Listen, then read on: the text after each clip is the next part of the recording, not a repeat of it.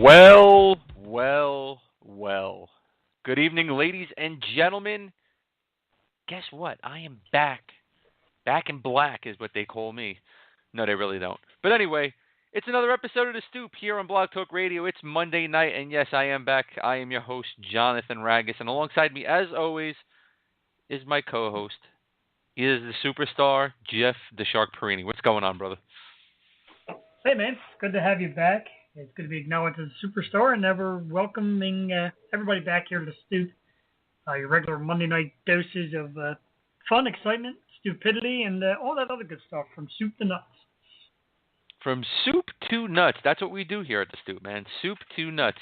It's going to be a good comeback show for me here tonight, everybody. We're going to be joined by actress Janet Varney from IFC Stand Against Evil, as well as FXX's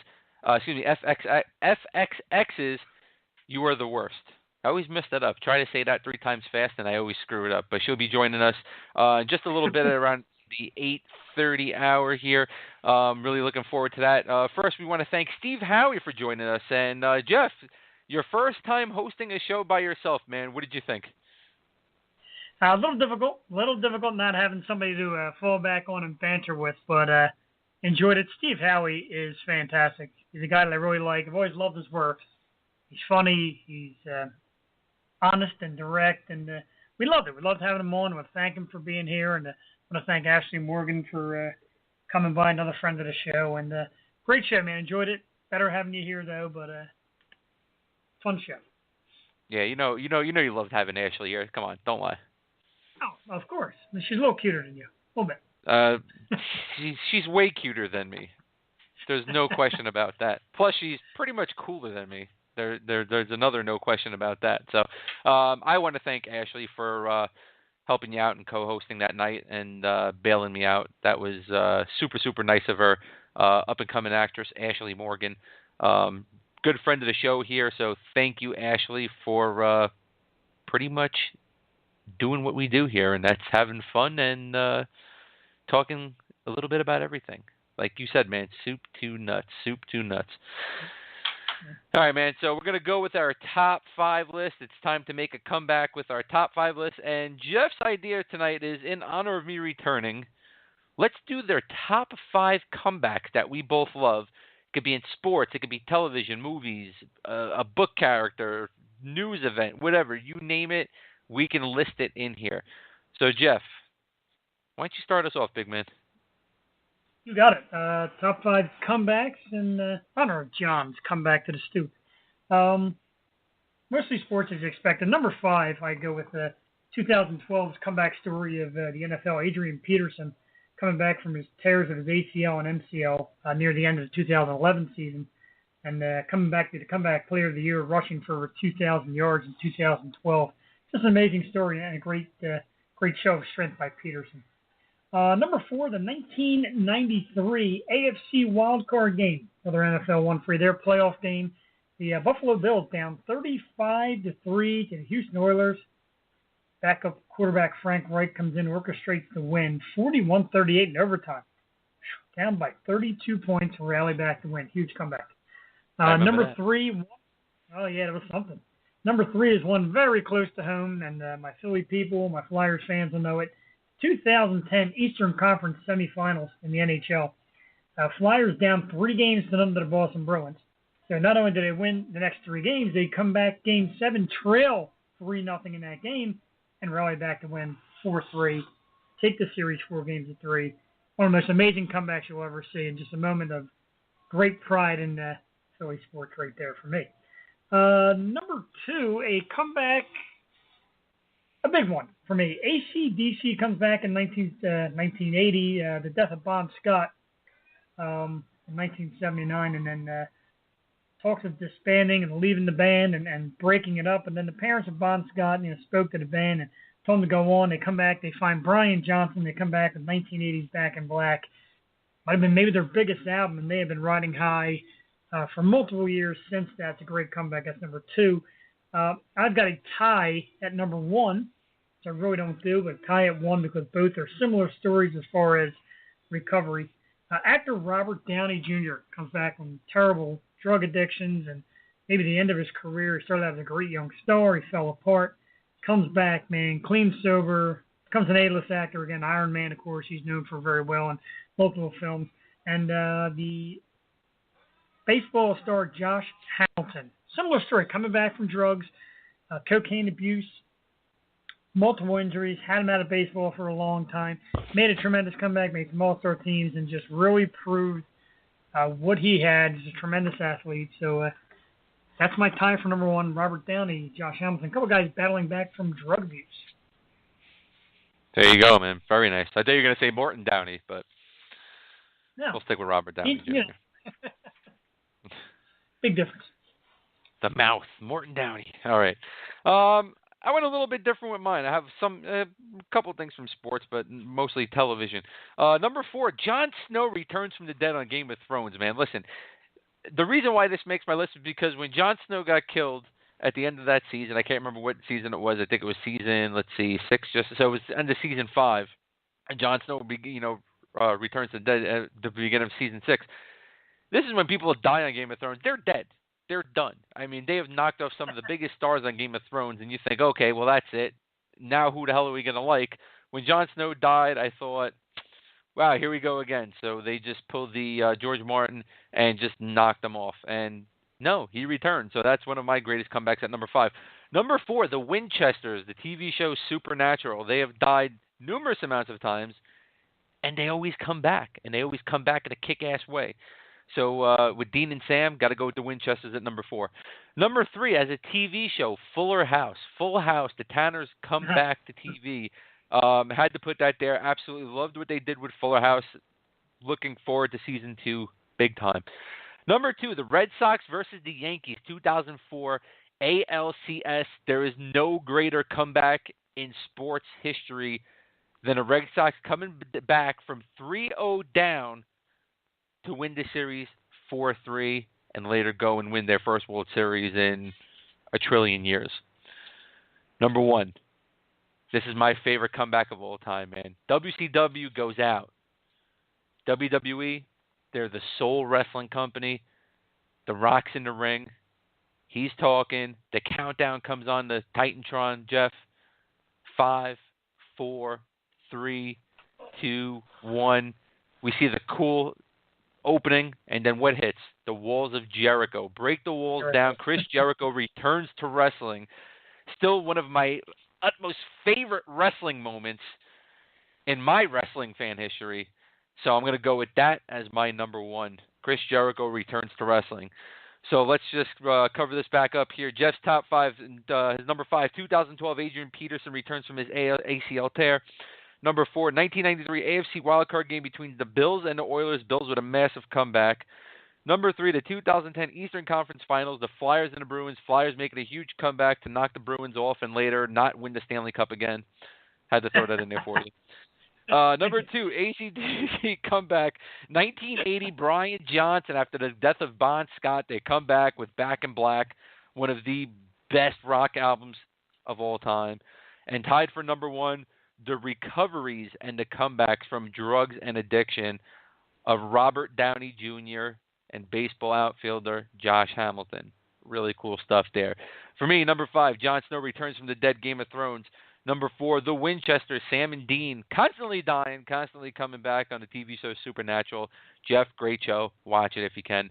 Number 3, the Tanners return to TV. Fuller House makes its debut on Netflix and brings back one of TV's most beloved families.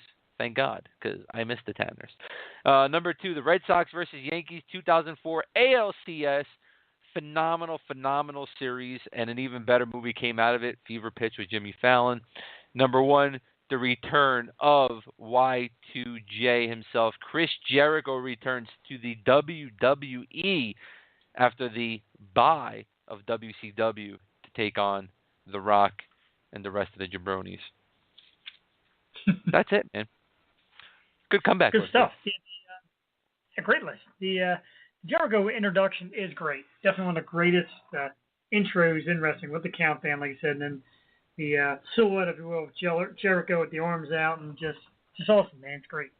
And that's what it's all about. We're talking the comebacks tonight, and there was some on the list, Muhammad Ali, Cher had some good comebacks. Tina Turner.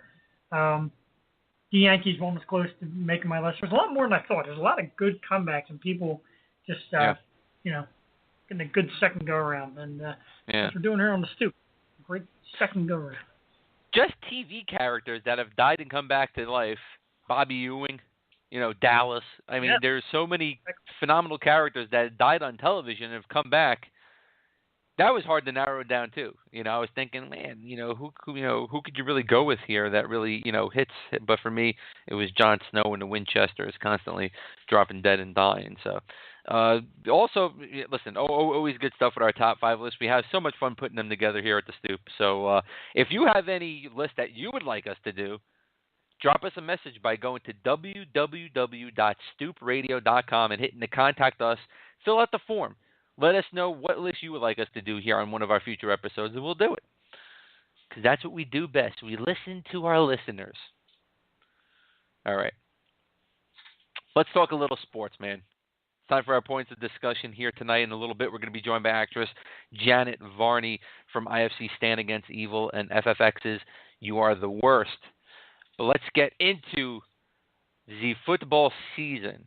All right, man, I'm going to go game for game here, man. Thursday night football, Chargers knocking off the Broncos 21-13. Then on Sunday, man, we had some games on Sunday, man. The Bills knocking off the 49ers 45-16, dude. What did you think of that game? I'm really liking what the Bills have done since changing, getting new offensive coordinators. Busted open for LaShawn McCoy. Tyrod Taylor has using his talents a little more, and the defense has gotten tough. And, we're not going down a Colin Kaepernick way, but to watch him lose, that made me feel pretty good. But, this Bills team has found its way. Big matchup coming up in a couple weeks with New England. So, see what they got. All right. Your Eagles, man, dropping 27-20 to the Redskins. What's going on with Wentz, man? Quite simple. Destroying Pittsburgh like they did was the worst thing that could happen. This team is just too overly confident. Wentz is good, but you still don't have the wide receivers. You don't have the guys with the sure hands that can make big catches, and it's costing them. And the defense isn't as sturdy as we thought. So coming back there a little bit, kind of what we expected. Yeah. Tennessee Titans knocking off the Cleveland Browns 28-26. The Browns still cannot just get it together. New York Giants 27-23 over the Baltimore Ravens.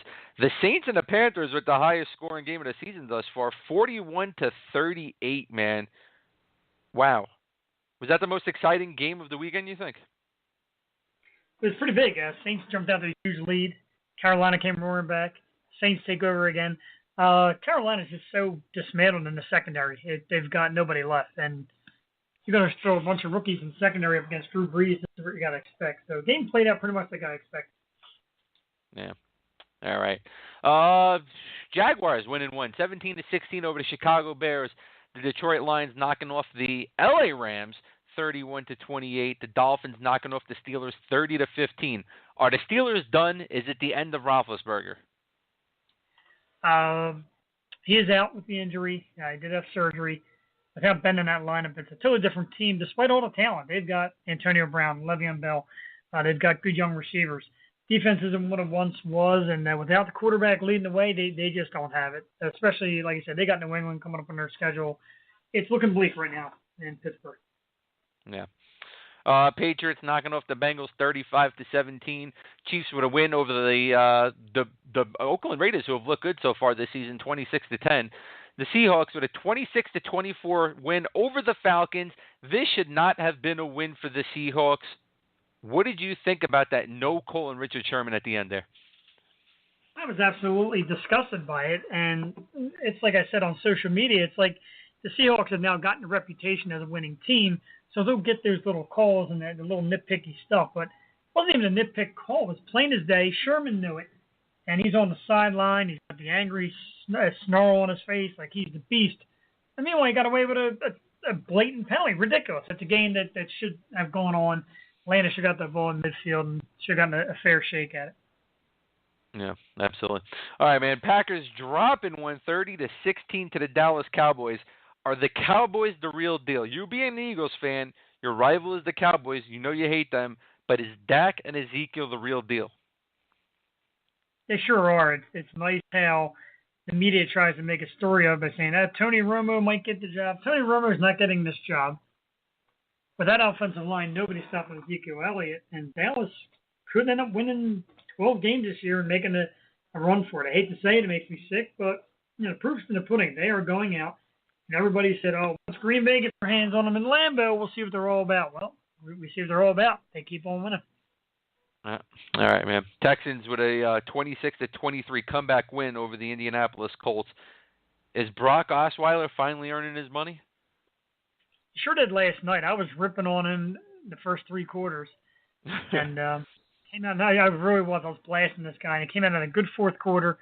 They did their thing in overtime. And that was a good game. I stayed up all night for it. It gets tough staying up late for these games. And that was worth staying up every second for.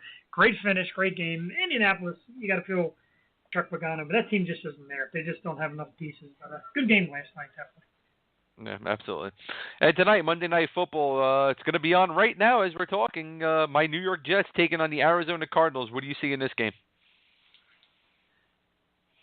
I hate to do it to you, but I think the Cardinals come back tonight and get a win. Carson Palmer is back in action. I just can't believe that they're as bad as the record shows. The Jets just seem to be in shambles. Fitzpatrick's just not getting the job done. They're calling for Geno Smith, which I don't know what that's going to prove. But tonight, I see Arizona. Yeah, I have to say I see Arizona as well. I'm not going to predict the score because I think I think the Cardinals might light this one up a little bit. Jets defense is in shambles. The offense is just pathetic. Even though they have the weapons to be good, Fitzpatrick is just not getting the job done. That holdout really showing that he should not have held out and he should have been at the beginning of camp because he has looked like pure crap, Ryan Fitzpatrick. And, he's basically stealing money from the Jets right now. And it's, Jet stupidity for waiting on him. And, listen, I know there was no good quarterback out there for the Jets and you really can't rely on Geno Smith. But I wouldn't mind seeing Geno Smith get a spot start. For one, hey, maybe this will lit a fire under the ass of Geno Smith, and he might turn into a decent quarterback, not starting games like Mark Sanchez has. Number two, hey, maybe it'll light a fire under Ryan Fitzpatrick's ass, and he'll start playing like he did last year again. Because listen, man, Ryan Fitzpatrick has the tools. He's a smart quarterback. He just can't get it together this year. It's a damn shame, but I don't see the Jets win. Listen, if the Jets win tonight, will I be happy? Absolutely. Just don't see them winning it tonight, Jeff. Because they stink. Because they stink. All right, man. MLB playoffs, man. And we're down to the last four teams. Cleveland Indians are leading the Toronto Blue Jays 2-0 in the ALCS, and over in the NLCS, Chicago Cubs and the Dodgers tied one game apiece. I called the Indians and Cubs in a World Series. It would be awesome to have some fresh blood in there. What do you think, man? I would like to see the Cubs. I'm not going to Philly route and getting all gushy about Carlos Ruiz and Chase Utley. That means nothing now. The Phillies' days are over. They're Dodgers now. Dodgers and Phillies have more enough ugly history. I would love to see the Cubs get in it. They got good, fresh talent. They got some good players out there. And I guess let's say for Cleveland, man, let's get their teams back on the map. Cavaliers won the championship. The Indians are close to it. The Browns absolutely stink. So let's get the Indians in. I'd like to see the Cubs win it all. Cubs, Indians, I'd love to see the Cubs win it all. And have Theo Epstein prove that he is just the genius GM that he was back in Boston. Yeah, I would love to see that happen. I'd love to see the Cubs win it all. Hey, you know what? I'd even like to see the Cleveland Indians win it all. Get Wild Thing in there to pitch for him, man. It'd be great stuff. We'll see what happens. But, yeah, I'm calling Indians and Cubs down in the World Series. So let's hope so. I was pulling for the Blue Jays. I like that offense of theirs. But I can live without them. Still got the haunting memories of 1993 and Joe Carter, and that'll last a lifetime. So. Yes, I agree there. Good stuff back then. Oh, man. All right, dude. Well, let's mention this, man, because listen, man, it's like tonight on Monday Night Raw, we have died and went back to 2000. Bill Goldberg is going to make an appearance on Raw tonight to supposedly accept Paul Heyman's challenge to fight Brock Lesnar at a future pay-per-view. Let me ask you this, Jeff. You got a lot of great young, talented guys busting their ass on a daily basis.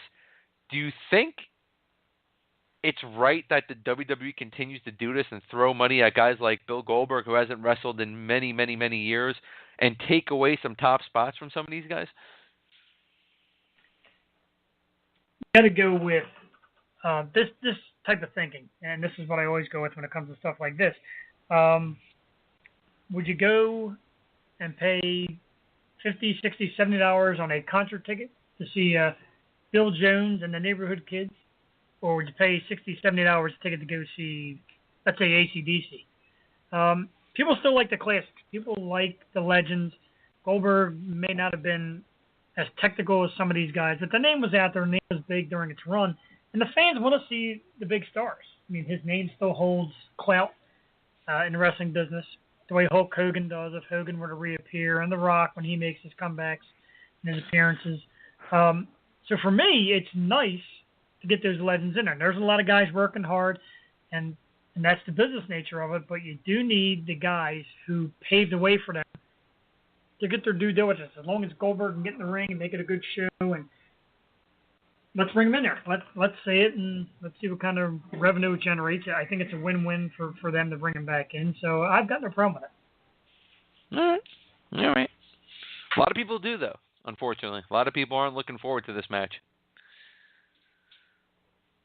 But I don't know. I think the whole it's all kind of changed. I mean, it's not like you. Oh yeah, in my opinion, it's different. It's different. Well, you know what, and that goes to say that even like the NFL, the NHL, the NBA, the MLB, that's all different too. That's never like it was years ago. Sure. Absolutely, yeah. I mean, everything changes, but in that regard, you don't see the Atlanta Braves signing 59-year-old Julio Franco right now. If Franco could pick up a bat, still somebody would take him on. The guy played what to his 50. Listen, man, it would be cool to see that happen in professional sports like they do it in wrestling. Yeah. Just sign a guy for a cluster of games, let him disappear for a little bit, bring him back at the end of the season for another cluster of games, because who wouldn't want to see certain people play the game still? You get the announcers, guy like Joe Buck, here comes Steve Carlton, and Carlton comes out of the bullpen, and he pitches an inning for the Phillies, hasn't pitched in 20 years, you know. Probably gets lit up. Why not? Well, yeah, of course he's going to get lit up. I mean, he's a little more scripted than Major League Baseball. So when you're past your prime in baseball, it's a whole different ballgame. But it would be funny as hell. And like you said, with the Jericho countdown, you know, music just starts out, and a reliever comes flying out of the bullpen. Yeah. Or you know what? Sign actors and actresses to play the game too. Like, how cool would it be to see Charlie Sheen come out of the bullpen for the Cleveland Indians for an actual real inning of relief in baseball? I like it. I mean, you know, you've seen him in Major League. He was throwing 100 miles an hour, so why not? Yeah, I don't think he can do that. I think he lived 100 miles per hour, and he's pretty much fucked now. So. Yeah. Hey, guy had a hell of a life. So what if he lives to be, 50, mid-50s? I mean. I guess so, man. I guess so. I mean, if that's the kind of life you want to live. But, I don't know. Yeah, the money to fame. You know, what the hell? I do not sure know. Change himself. Yeah. All right, man. I want to pose this question to you here, man. Hero deserves their own movie. And who would you cast to play that superhero? Just something I was thinking about, man, and I had my answer. Netflix is finally rolling with my answer, but I was thinking about some other roles, and I have one in my mind. So I wanted to ask you, who would you choose that would have their lone movie? I was looking. I actually had. I saw this question. I was combing through, and it's really, really tough because so many of them have had movies. And I thought of this guy, and the rumor is he's got a movie coming out in 2019. They don't have an actor for him now, and that is Captain Marvel, a.k.a. Shazam. And yes. I was thinking of our own former special guest from Fuse Show, Steve Howie. He said on the show he's not a superhero guy, but I think Steve would be awesome. Big, strong guy. He's got a good comedy presence about him and also has a tough look. And then I was joking around myself here thinking of Space Ghost. Nice. Like Space Ghost. Yeah, Space Ghost live action movie. Maybe Steve That Howe would in be that cool. role. Something like that would be cool. pretty cool. And then again, I was thinking of our good friend Ashley Morgan. And I'm thinking maybe Storm, an individual movie, just Storm. That's a great Ashley Morgan playing Storm. Yeah, like a milestone movie. That would be so cool, man, to go back and see what her whole bloodline is like. Yeah, I like Very that. cool. Starting from young, pretty young, she would play the role pretty good. So there is a rumor, man, that Captain Marvel might be John Cena. Wow, John Cena. I don't know. Yep. I don't know. I don't like it. I know. But I know The Rock is supposed to play Black Adam. Yep. Yeah. So I don't think John Cena holds the main stage. He has the look, but he doesn't have the voice, and he doesn't have like the acting skill to play Captain Marvel. That's how I feel. I would agree with that. Absolutely. I mean, there's so many other guys like, if they went that route, I think The Rock would have played a better Captain Marvel than John Cena would have. But I like The Rock as Black Adam. I think that's the perfect fit and the perfect role for The Rock is Black Adam. I think he fits the bill 110% of Black Adam.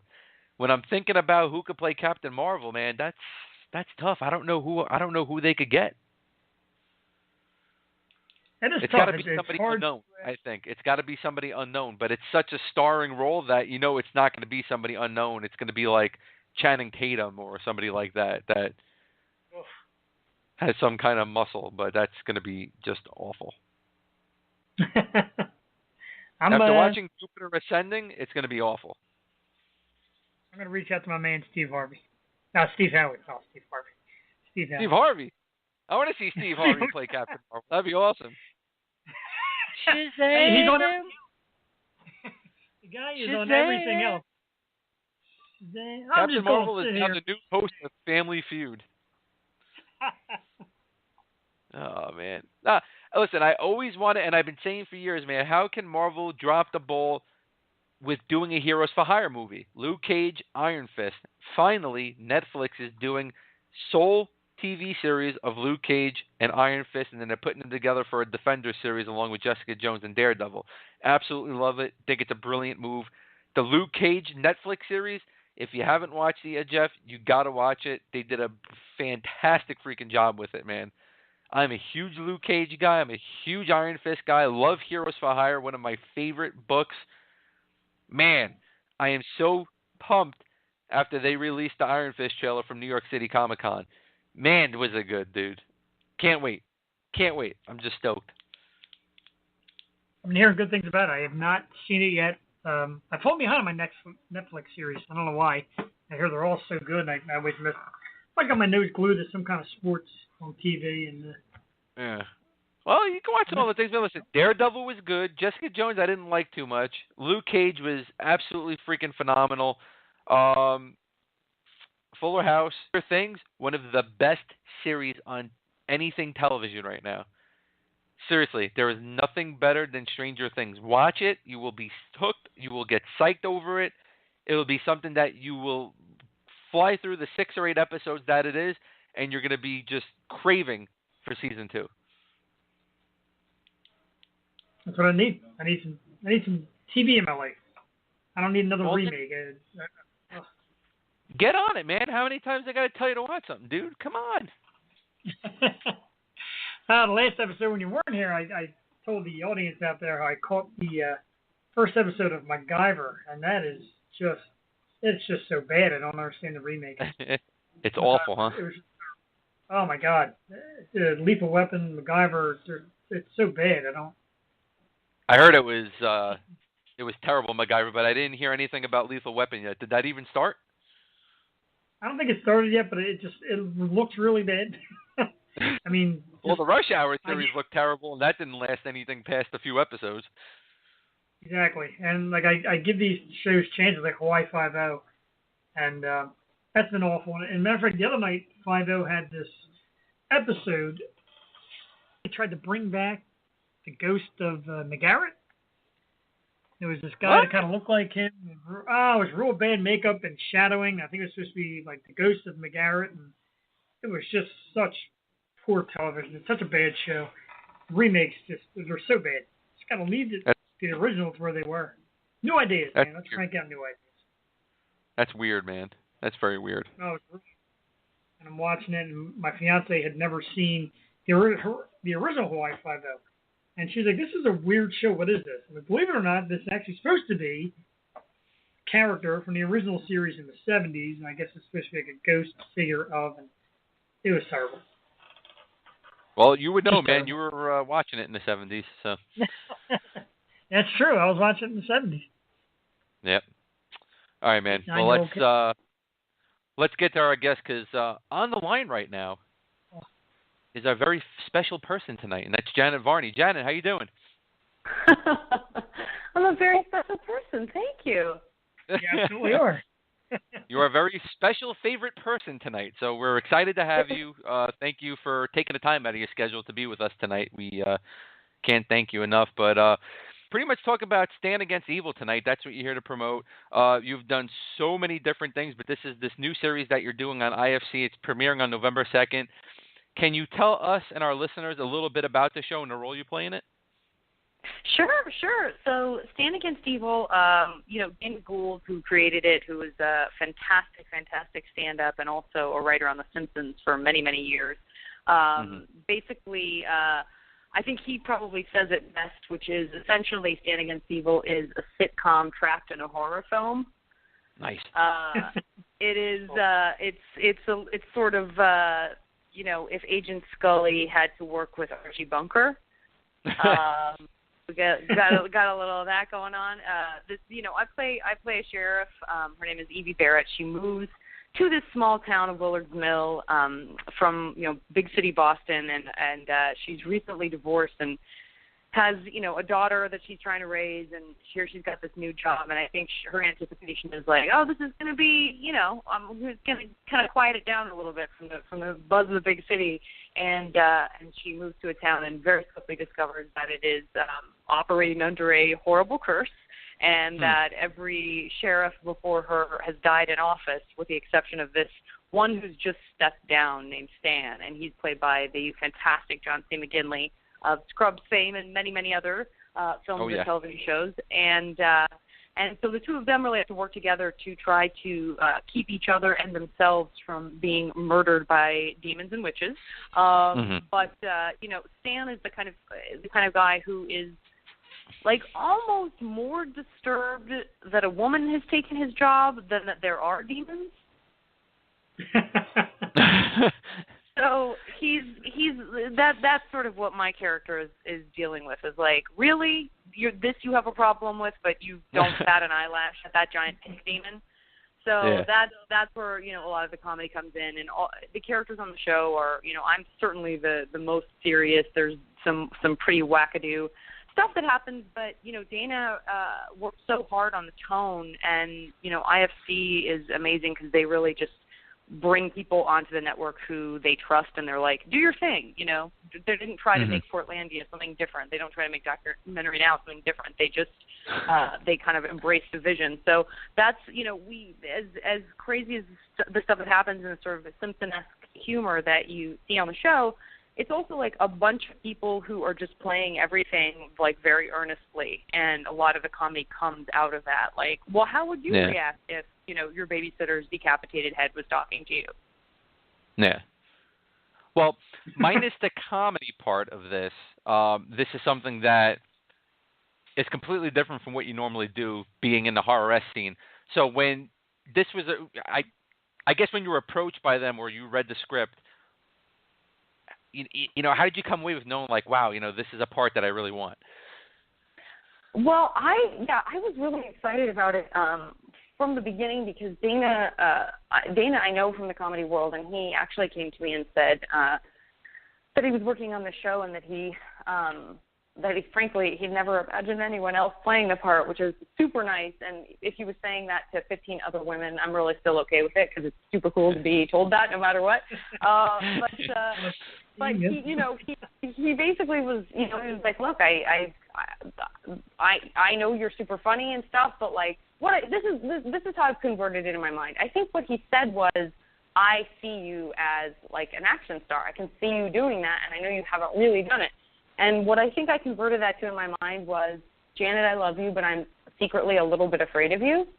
And then I really just, like, expounded on that fantasy in my mind and was like, I got to do this show. No, you know, he's great. He's brilliant. He's funny. And the fact that he saw the capacity in me to be this kind of badass was a tremendous compliment. Are you kidding me? I mean, there were moments when I was in Georgia wearing my high-waisted polyester sheriff's pants in the middle of summer at 115% humidity and 100-degree weather, carrying a machete, wondering how many ticks I had on me, where I definitely thought, oh, action, this is different. But at the end of the day, you know, it's still really cool. And the horror aspect of it and the fact that we had all these practical special effects, right, not CG, but like actual stuff you get to interact with in the room and a lot of special effects makeup and stuff like that, totally tapped into like the kid in me that I think a lot of not just actors but like people in show business experience, which is this true sense of like, I can't believe I'm getting to do this. This is insane. I'm basically playing dress up for a living. Boy, that is crazy. So now, let me ask you this, because, like you said, we know John McGinley from so many different things. So what's it like starring alongside him? The best. He's amazing. He's great. He really embodies the character. He really cares about the writing. He really cares. He just respects that process. He respects the crew. He's real no nonsense, but he's also super funny, and we had many a laugh while we were shooting. But you know, he came on as a producer as well, and he has a ton of experience, not just in front of the camera, but also kind of behind it. And he champions a lot of like independent film and independent work and stuff. And so I don't know, he had really amazing feedback, and you know, stuff that I was doing that was kind of new to me. For example, doing some of these stunts. I mean, I had a stunt double, but because I'm an idiot, I was like, I want to do as much as I can myself. And so, you know, there's moments where I'm supposed to be, you know, doing something incredibly violent, and he can just sort of see the shadow cross my face. That's like, do I have what it takes to do this? He really came in and just like made me feel super empowered, and you know, would give me just a couple of thoughts, and just would be like, hey, try it this way, and I think you'll feel great about it. And I would do it, and I would feel like $1 million. So he's just such a pro, and I'm just like in awe of him as an actor. So when we got to play opposite each other, and there were these moments on the show where, you know, for all of this crazy stuff that's going on, and a lot of the comedy that you know, is going to be like, it's impossible not to have it be hilarious, because it's great and it's funny. But the humanity and the relationship that develops between John and me, sometimes Dana would come up to us and be like, God, it's like you guys are like real actors, man. This is, boy, I guess I didn't realize my heart would be touched by this. And we would like sort of look at him strangely, and he would be like, I wrote for cartoons. They're not real people. Like, oh yeah, I guess that does make sense. You weren't seeing like human flesh saying the words that came out of your brain. Oh boy, that's hilarious. Big difference. Big difference, yeah. So, yeah. Talking about big difference, you're also on the FXX show. You Were the Worst as Becca, who's known as Bitchy Becca. I don't know if you know that, but that's what she's known as. I'll take it. It's a huge compliment. Nice. There you go. So what's it like to play two totally different characters, and how do you prepare for the roles? Well, it kind of goes back to what I was saying about the whole dress-up thing, right? Which is, I'm sure there's a more kind of gender-neutral thing to say, because I feel like that's something we think of when we think of, like, a little girl trying on her mom's pumps. But it is this sort of make-believe pretending, and you know, I got to do a fantastic cartoon voice myself, which is kind of superhero character, and you know, doing that show, it was like, oh, this is all stuff I'm voicing, but I'll never get to do any of this in real life. I don't have magical powers, much as I might try and want to sell my soul for them. That's not really an option. And so that feeling of like, oh, this this cool thing that you get to do that you don't, that really is not a reflection of what your real life looks like. And then you sort of have these kind of in between, these like, morphed versions of yourself if you're playing something that feels very close to home. Like when I was playing this character of Carly on Burning Love, who's this girl who's like very uncomfortable being in this kind of bachelorette environment or bachelor environment, and is actually gay, and it's sort of, trying to just like figure out how she fits into this like crazy world. That was something I could relate to, because while I'm not gay per se, I definitely, if I were shoved into that kind of world, I definitely would be like, I feel, what? How do I, ew, no, I don't give me that rose, don't give me that hose. And so that's all very close to home. And then you have something like Becca, which I like, there's like nothing about me that is like her, and it's so fun to play awful people. It's just so much fun. It's delicious. That's like a gross theater kind of thing to say, but there's something like sumptuous about the awful crap that comes out of that woman's mouth. And she, on a show where somehow Stephen Falk and the spectacular writing team on that show have been able to create these characters that, I think it's a tough balance to strike, because on a lot of TV shows, like, we're all kind of into the anti-hero right now. It's not just Breaking Bad. It's all the stuff that came after and stuff that came before, but it's this sort of celebration of like, oh, I even want to watch this jerk live their life, and like I want things to, I sort of am attached to this person even though they're doing horrible things. And I think You're the Worst is an example of like, one of those shows where as absolutely preposterous and like as frustrating as most of the characters on the show are, you still care enough to root for them, and that's tough, because I've watched shows where I'm like, oh, these people are so unlikable that I just don't even have an interest in watching them. I just don't care. They're annoying, and I don't care.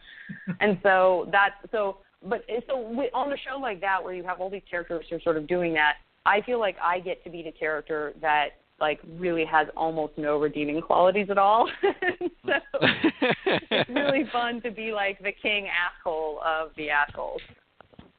That's cool. So like when you first started playing Becca, and like you said, you're totally different than that character, and you were just being a major bitch to everybody. When they said cut, did you were like, sorry, I said that to you? Like, that's not me.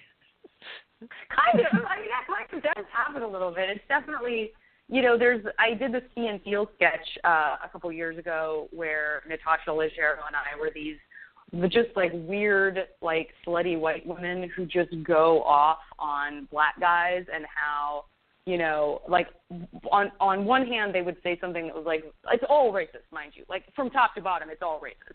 But like there's like weird complimentary racist shit, and then like the next thing comes out, and then so you see, Keegan and Jordan are like perking up, like hey, and then they say something horrible, and then they're like, ew, no, hey, ew, no, and it just goes back and forth like that. And it's definitely, that's another example of like, in my life I don't think that way. I would never think that way. I would never say those things. But it is like, there's some, it's that feeling of like, oh my God, I would never say or think that stuff, but it's like incredibly fun to be asked to put that mask on and just be awful. There's something really great about it. But for sure, there are moments where I'm like, whatever I'm doing is potentially so offensive that as soon as they call cut, I immediately like, I'm so sorry. Oh God, she's so horrible. Ah. Oh boy. So let's switch gears up here real quick, and I have to ask you this. This is something that I wanted to, because when we put out on Twitter that you were going to be joining us, we had a lot of likes, we had a lot of retweets from a lot of anime and cartoon fans. And yeah, anime, yeah. People that cartoons are telling you guys about, Yeah, and we know that you're the voice of Korra from The Legend of Korra. And then this weekend, it's so prevalent in the news because at the New York City Comic Con, they announced that they're going to continue this series as a comic book. Being the voice for Korra and being so involved in The Legend of Korra, does news like that excite you? Will you be a reader of the comic book? Yeah, actually, you know what? I was. I just dropped my phone. made very clear I'm not a superhero, so I can't do things like hold a phone because that's only what special people can do. Even though he said I was very special. You know, I was at Comic-Con for Stan Against Evil, and because I was going to be there, Dark Horse Comics reached out to me and said, you know, we would actually love you to be at this panel where we're going to make those announcements and stuff, and is that something you would be into doing? And I was like, yeah, I wouldn't want to do that. So yeah, so I got to be there when they made the announcement about kind of the future of the storytelling of that character, and we gave away a bunch of free books and stuff, and they're awesome. You know, that whole fan base, kind of like you guys, you know, observed just in that short period of time when you were tweeting about me being on this show, is just the best. It's an amazing, call it fandom. It's an amazing group of people, millions of people, I guess, who are huge fans of the show, but they're just savvy, and they have this tremendous respect for the process of making the cartoon, and they're interested in the composition of the music, and they're interested in all of the animating and the martial arts of it all, and the conception for certain ideas, and they really pay attention to that stuff. And again, they're so respectful. I think there's a potential for there to be a sense of ownership that's like too intense. I think with some fandoms where it's like, you owe us this, or this belongs to us. And I think that's an example of, like, because Mike and Brian, who created the show, and because Dark Horse and Nickelodeon engage the fans so much and have literally hired fans who do great art to work on their shows and comic books, there's this like very symbiotic relationship that's going on. There's this tremendous respect there. And so like being there at that panel and having Dark Horse say, we're doing this Korra coloring book, and we have a series of pictures, like scenes that we want to include, but we want to get you guys to weigh in on what we should have. And so we basically spent the whole panel like getting ideas for new comic books of like, what stories did you guys feel weren't explored enough? And, you know, what image in the coloring book would like be really fun for you to see and play with and color yourselves and all that. And so they just like, they take that so seriously. And so just being a part of that and seeing that interaction makes me feel so good. It's very, very cool. Like, I hope that that's the future of entertainment. Yeah. So do you think with the book coming out now, do you think it'll pick up interest in the series again to the point that maybe, just maybe, Nickelodeon will end up bringing it back? Well, you know what? They, I think, happily would have kept it going forever, but that's not how Mike and Brian are. They pitched it as a 4-season show from the beginning. They said, we want to do Earth, Fire, Air, and Water, and that's, we know, you know, that we have kind of a beginning, middle, and end, and we know these story arcs that we want to pursue in each of these seasons. And so that was always kind of like a lot of BBC shows, I think, are like that, or how they do it in the UK, where they just kind of come and say, hey, here's the package, this is what we want to do, and then when we are finished, we're done.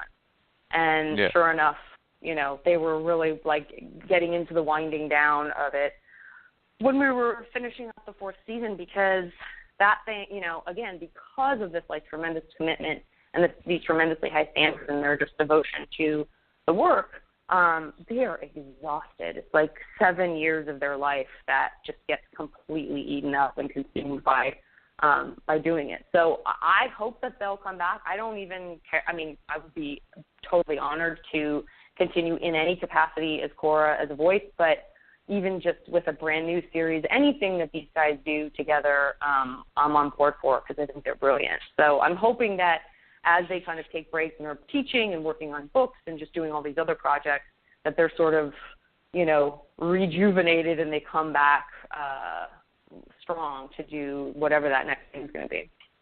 Absolutely. That would be really cool.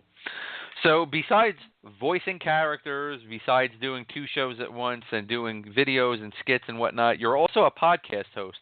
So I got to ask you, because that's the only thing you and I really have in common is being podcast hosts. We're both very special people. Well, there you go. We're very special. All 3 of us here are very special people because of the podcasting world, thank God. But that's right. What is the hardest thing that you have to deal with as a podcast host?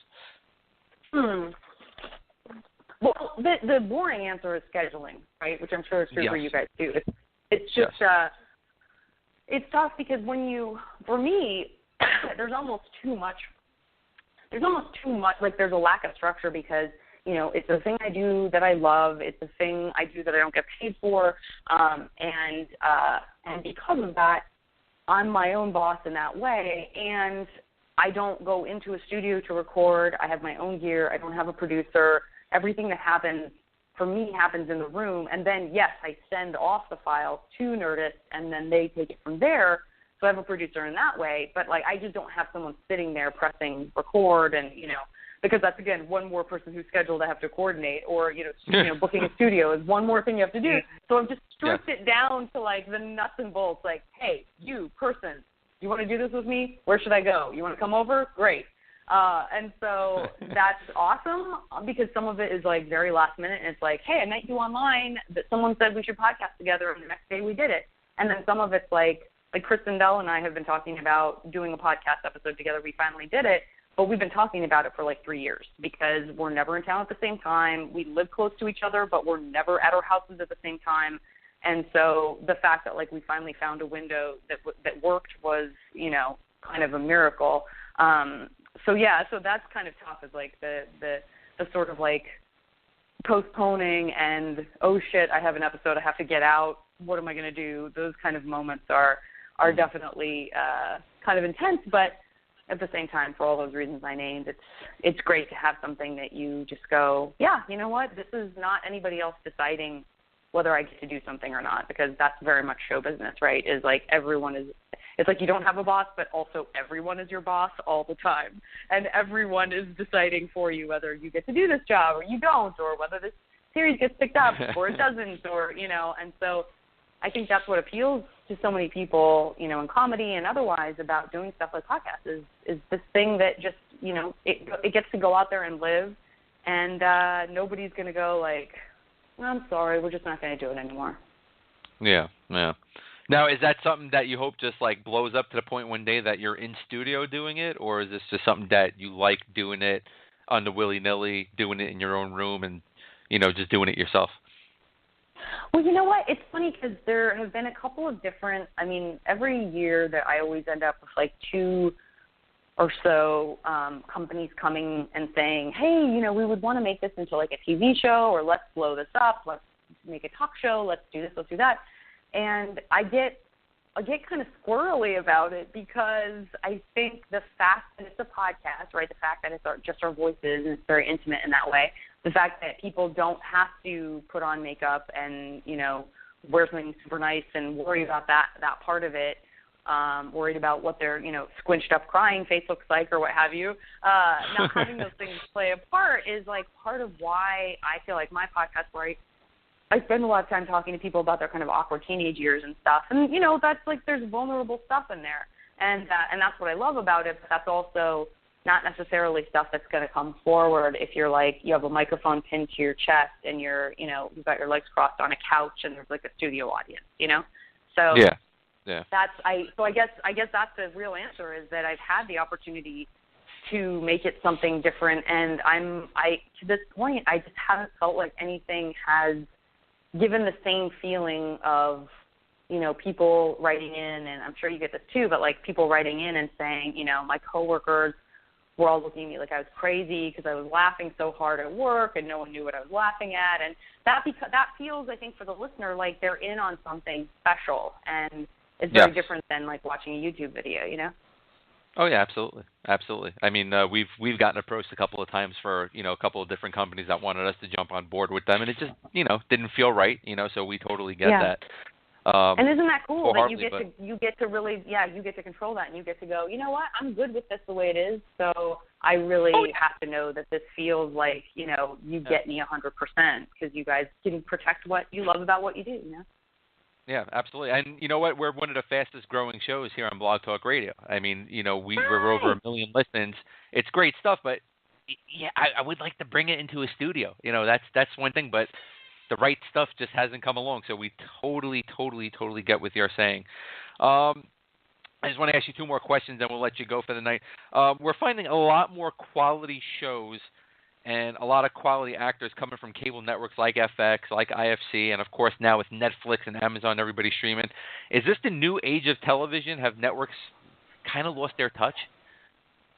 I mean, Listen, like you said, you're talking to someone who has had these extraordinarily fun, like, projects I'm super proud of that are on smaller networks. And so, in my opinion, yes. I mean, I think certainly there's still great stuff that comes through the big, NBC, CBS, ABC, those kinds of networks. They're not doing, I don't think they're doing, like, just all crap or anything like that.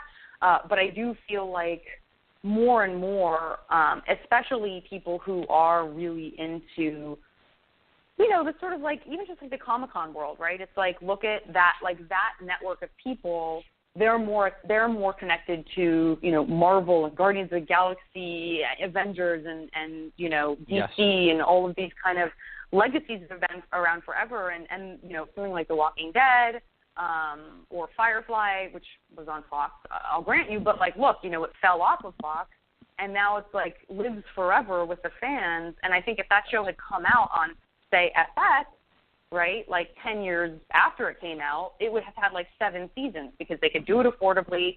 The pressure is lower than there is for like an NBC show where they spend $1 billion on billboards, and it doesn't do well, and they yank it after 2 episodes because they can't afford it or whatever.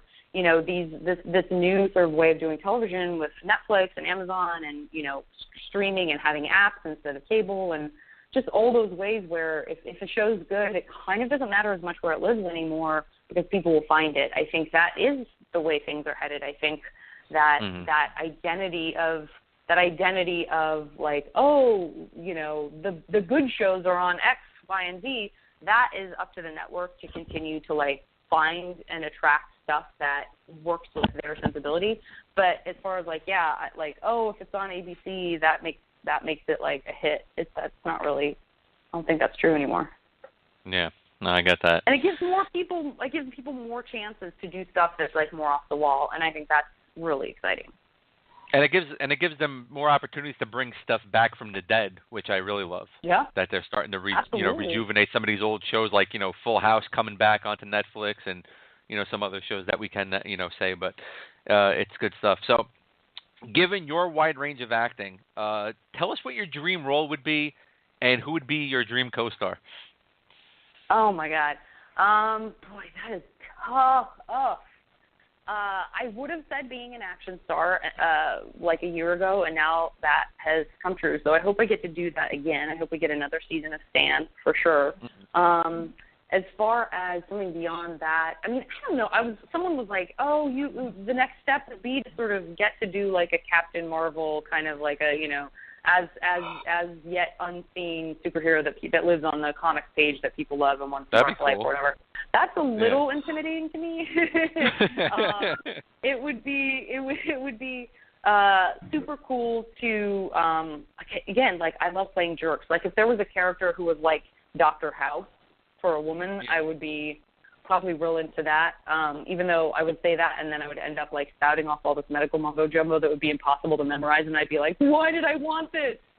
And then as far as co-stars go, I mean, my easy answer is like, I just think Emma Thompson is the shit. I think she's fantastic. She had her start in sketch comedy, and she, wrote an Oscar-winning adaptation of a British movie, and then turns around and does just like some weird wackadoosh movie, and so she's awesome. So I have this dream of having some weird reason where I get to be in a movie with her, so we can become buds.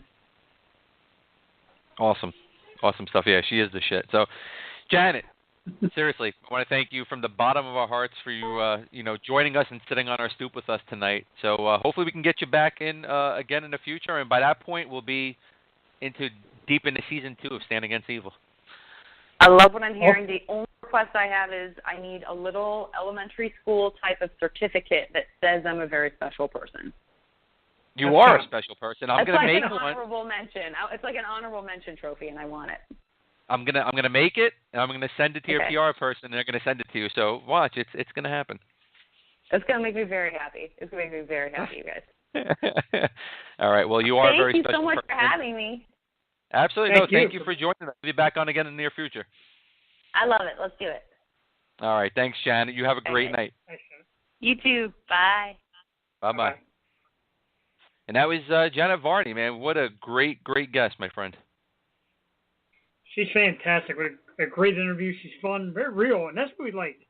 Especially it's kind of like sitting on your stoop and just talking it out, and she's telling real life things, and she's got a real love of what she does, and we had a great time with it. And she is a very special person to us here at the Stoop. Extremely special person. Now we got to get her a certificate. One with caricatures of me and you. Our big goofy faces, and it says you're a very special person. Yeah, I don't know if we want to put our characters on something that we're going to send to somebody that's very special. How about instead of special, how about we send a certificate that says you are stupendous. How about we go to Hershey Park and we go sit down in one of those little booths and we have somebody actually draw real characters of us, and then we do it. How about that? I like it. That sounds good. Listen, it's $64.95 per person to get into Hershey Park. That's not happening. I know exactly. Real quickly, something that brought to my attention. I gotta bring this up in case any of our listeners know anybody out there. Hate to bring bad news, but there was a active shooter, gunman on the loose at the University of Cincinnati. Oh Jesus!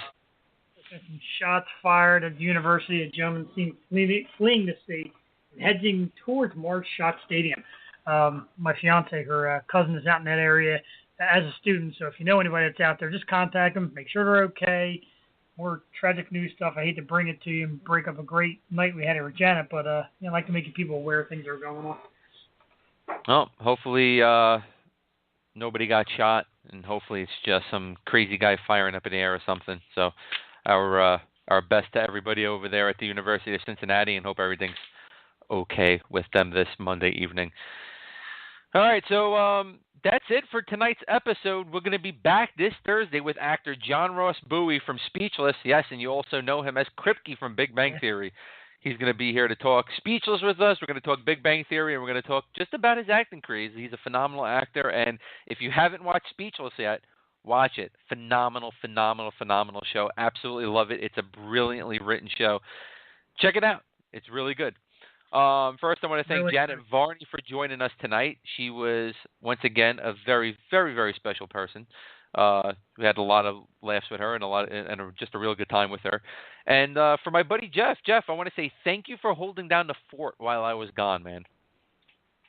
It's been a pleasure. Can't quite fill the shoes the same, but that's fun. Well, man. they are it's size great. 17, man. So unless you're getting some things connected to your feet, man, to make it a size 17, yeah, you're not filling them, dude. about 7 sizes too short. Mine about a 10. But no, it's great. It was baby feet. It was a little nerve-wracking being the head guy, but anything to keep the show afloat, man. And just happy to be here. I'm glad to have you back with us. It's real important. You're like a core, man. You're the people to look for on Monday nights now. We have become part of their routine. For regular listeners, we thank you, and looking forward to Thursday. It's a great show. I like that. Maybe we should rename the Stoop to The Core. I like that. We are The Core. The Core. Brilliant stuff, man. All right. So once again, for Janet Varney, we have to send out another big thank you to her, and for my buddy Jeff Porrini here. I am Jonathan Ragus, and we'll see you all Thursday night with actor John Ross Bowie. Have a good night. Good night, everyone, and thanks for listening.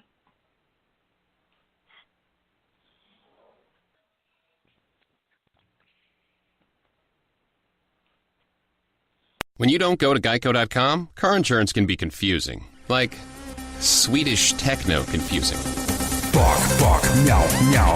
Dance with me, purple cow. Bark, bark, meow, meow. Ooh, you lovely cow.